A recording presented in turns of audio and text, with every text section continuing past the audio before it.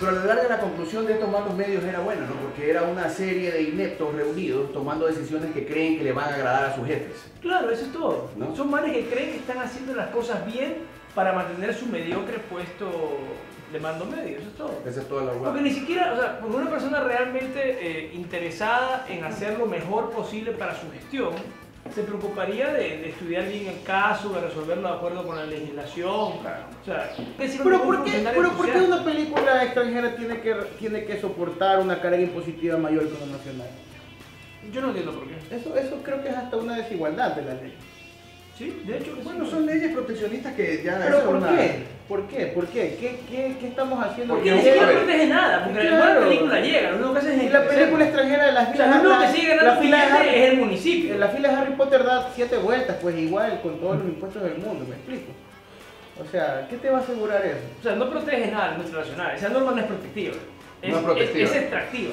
Ya. Sirve para sacar billetes. ¿Y cuánto le representan a los municipios esos impuestos sobre las películas? Un billete importante. Le representa billetes. Es importante. O sea, no creo que así como en sea- un presupuesto de 567 millones que es el que tiene el municipio, no es pues que es un puntal. Ya. Pero da su billete. O sea, tampoco. O sea, si le dice al municipio, no hagas eso, no me vas a decir cómo. Te pones billetes, muchacho. O sea, Claro. hay billetes que me van a pagar sí o sí. Los cines sostienen que viven de los hot dogs y del canguil, que yo no Que sé. es un qué- robo, yo no- aparte. es un robo, pero ellos dicen que ellos viven es de eso. Acá ¿no? mejor ir con una mochila al cine con tus propias municiones. Y yo también hago lo mismo. Yo, sí. Alcohol y cosas de picar que tú llevas. Yo como hot dog en el cine, a veces yo compro afuera y entro con el hot dog tapiñado para no pagar 6 latas. La verdad es que es un asalto. esa Es cosa. que $5 por un hot dog realmente es un despropósito. $5 por un perro. Oye, hay un combo que vale como $13. Lo único ¿qué tiene esa huevada? ¿Qué? ¿Ron con qué? Nada. Pero igual para ¿cómo se llama? Espectáculos nacionales, ya sean músicos, teatro o cine, igual se cobra un impuesto importante por entrar. Claro, Y si eso hay extranjeros- perjudica, o sea, yo no entiendo por qué a Quito llega Deep Purple, llega Iron Maiden, llega Aerosmith. Y acá, ¿qué tenemos? Ana Gabriel, Enrique Iglesias, Luis Miguel, o sea, ¿qué está pasando? O sea, yo creo que tiene que ver algo, en materia de impuestos probablemente algo tenga que ver, Claro, porque es que- evidentemente encarece los costos de lo tal, y muchos empresarios lo han dicho. Es que aquí hay un impuesto que no hay en Quito, ¿Cuál es? que es el impuesto que se paga sobre los espectáculos públicos para la Junta de Beneficencia. Y es el 10%, encima de todos los impuestos que tiene que pagar. Son 12 de IVA. Retención, no sé cuánto pagará de retención de impuestos, pero ponte que sea el 8, ya llevas 20. En Más impuestos. 10, 30. Más 10, 30, pues es un descabece. Es que son 30, yo siempre me he acordado, es el 30%. Es hartísimo. Ah. Pero aquí la gente va a decir que somos unos delincuentes que queremos quitar el impuesto a la Junta de Beneficencia, Claro, que a la Casa claro, del Hombre Doliente, claro. a la Lotería Nacional y a todos los niños pobres. Eso del es Ecuador. increíble, ¿no? La Junta como tiene esa venta, ¿no? Es una gran venta que tiene la Junta, porque en realidad, si te lo piensas, yo una vez lo discutí en público, el tema del monopolio de la Junta sobre este tema es un tema que la gente de la derecha no le molesta. O sea, les debería molestar el monopolio de cualquier cosa. Si fuera un monopolio estatal, puta, estarían prendiéndose fuego como bonzos. Claro. Pero como es de la Junta, que es bonita, entonces no puedes hacer absolutamente nada. Tienes que simplemente decir, la Junta va porque va. Esa es una contradicción muy bella. Es increíble, es una contradicción del universo de la derecha que es incapaz de admitir que eso allí económicamente no es sustentable. O sea, es una cosa que es un abuso del mercado. Claro. Y que finalmente terminan pagando un montón y teniendo consecuencias sociales, porque en las mismas medidas que no tiene consecuencias el hecho de que cobres ese impuesto y luego por eso mismo encarezcan los costos de una forma tal que luego los empresarios no se quieran arriesgar a ello. O sea, tiene esa consecuencia. Es que la Junta, lo que yo decía era que la Junta entró a suplir una función estatal que no se cumplía. Hospitales, ancianatos, manicomios, y se volvió como Un padre. Sí, una obra, o sea, claro, se volvió... O sea, pero la Junta de Beneficencia es como un paraestatalismo necesario. La Junta se crea por ley. La O sea, la Junta Junta- se crea por ley en 1884. 1884. Claro, yo te preguntaba si la Junta en inglés se podría llamar The Joint. The Joint, claro. The Joint of Benevolence. Con esa benevolencia. The Benevolent Joint. Esa es The Benevolent Joint. No, de simplemente The Good Joint. O sea, es como un Good Joint. es como un esconcito. La buena Junta. Así debería llamarse la Junta, la buena Junta. La debería Es llamarse. una wit kamikaze. así. Hay un bar en no sé dónde que se llama Asociación Cultural La Noche. ¿No es eso? ¿Y quién fundó eso? Yo Arroyo.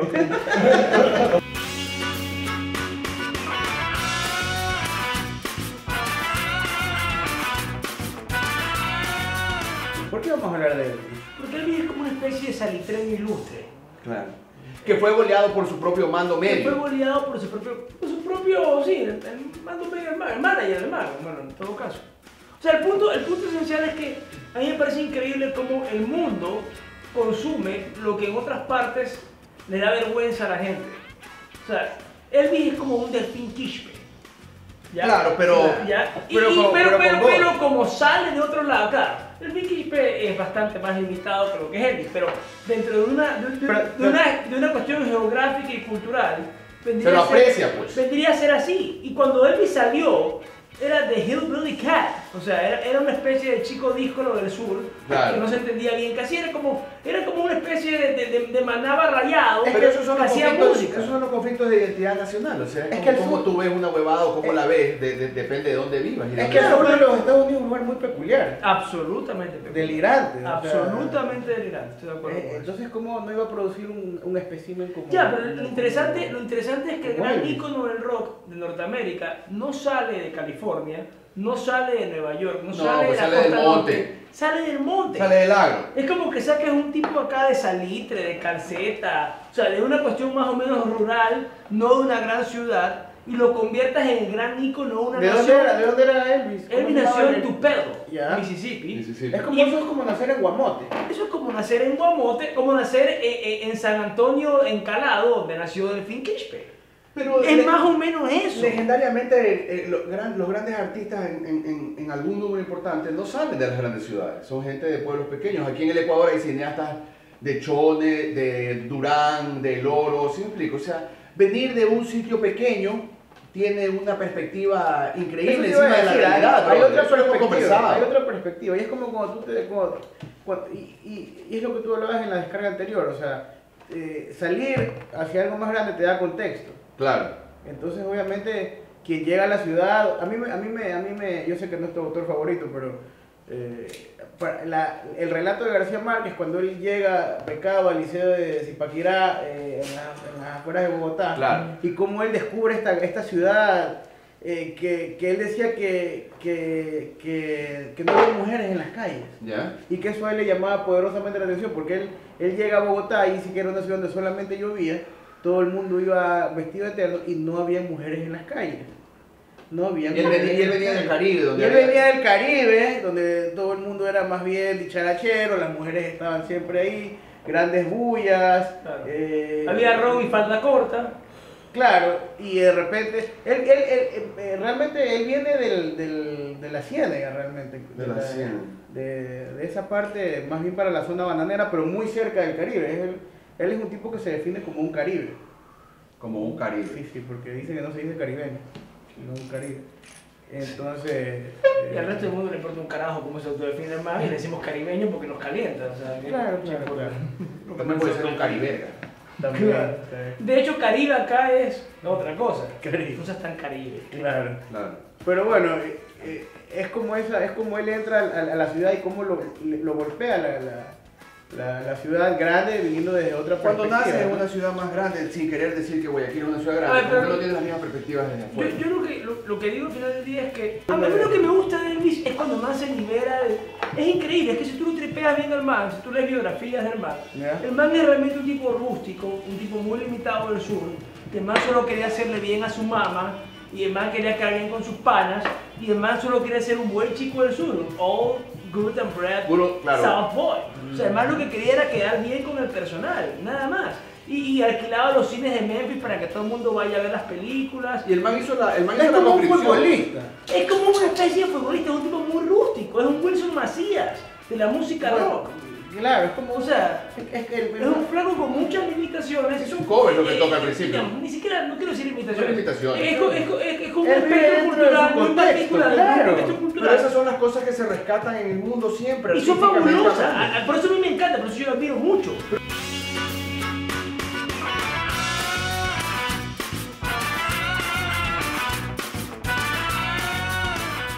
El fondo del asunto, o sea, de los Restrepo y de sus detractores, es que ellos hayan sido, ¿cómo se llama?, beneficiarios de $1 millón dentro de la demanda que plantearon y que igual existe el documental, ¿me explico? Como que ya con un billete se zanja toda esta cuestión.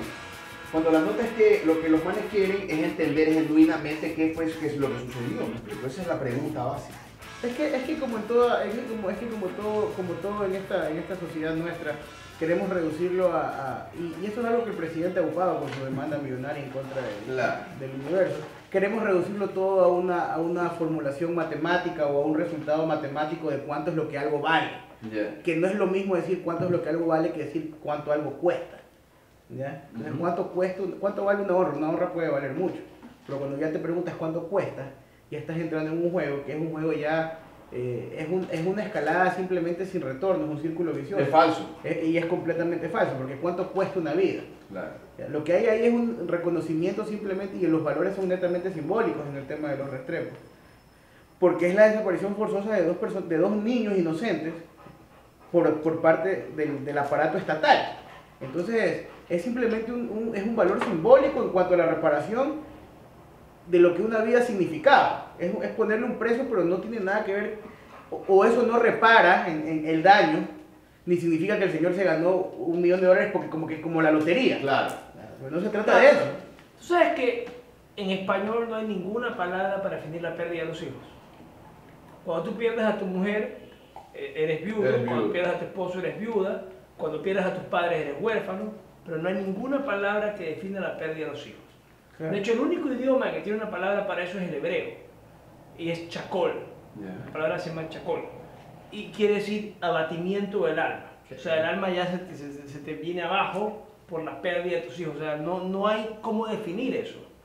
Y eso es realmente increíble. O sea, me parece muy inhumano no entender qué tanto dolor tiene que haber soportado unas personas que aparte comulgaban con el gobierno de Férez Cordero. Claro.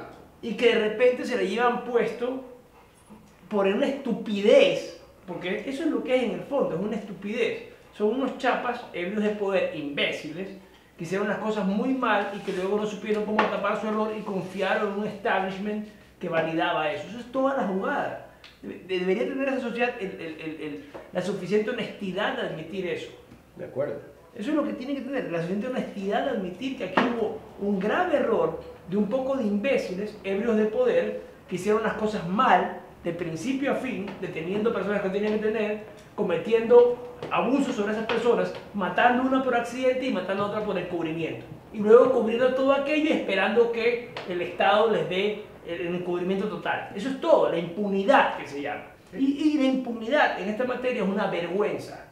Y no es admisible porque hayas hecho una indemnización, nada. O sea, tienes que realmente tener como Estado la suficiente de admitir tu culpa, como hizo el Estado chileno o hizo el Estado argentino sobre los desaparecidos, y decir, hicimos mal las cosas, pedimos disculpas, vamos a hacer una investigación. O sea, a mí lo que me molesta de todo esto es, no me puedes decir que no hay gente que esté por fuera y que disparó a una asesina que no esté involucrada, cuando todo aquí ha estado planeado para encubrir eso. Eso no puedes decirlo sin que se te cargue la cara de vergüenza. O sea, tienes que admitir que si un Estado ha estado encubriendo esto durante el tiempo en que sucedió directamente, en los tiempos de Férez Cordero, y en adelante, es porque ese Estado es una vergüenza de Estado que no es capaz de asumir su responsabilidad, porque la responsabilidad del Estado no termina en un gobierno, continúa en el tiempo. Y deberías tener la voluntad de investigar y de pedir disculpas por hechos atroces como estos, y punto. Háganse cargo de eso, tengan honestidad de hacerse cargo de eso. Inclusive hoy la policía sigue negando esto. O sea, es una vergüenza. Es una vergüenza, es realmente una vergüenza que haya todavía el afán de querer explicar eso. Como a mí me dijo alguien en un almuerzo que estuve la semana pasada, habría que escuchar la otra versión del documental. ¿Cuál es la otra versión? Que los hermanos están Restrepo, los hermanos Restrepo están vivos. Claro. ¿Cuál es la otra Son versión? drogadictos. ¿Qué? O sea, Viven en un castillo en Suiza. ¿Cuál es la otra versión? Viven en la misma isla que vive Elvis. O sea, ¿cuál es la otra versión? Aquí no hay versiones, aquí hay hechos ciertos. O sea, ¿cuál es la otra versión? Que los peces fluviomarinos se comieron. Que los fluviomarinos policiales, o sea, los fluviomarinos los comieron, claro. Hay que utilizar la gran nebota y decir, ven para mí. Pero ya cuando alguien te viene a decir ese argumento, Ya. Habla con tu pastel, si los pasteles no hablan. ¿A quién quiero sorprender? Soy Chiro pero no Gil. Mejor dame un arroz con jugo que si traje mi cédula. Y no te preocupes por el sueldo porque eso es lo único que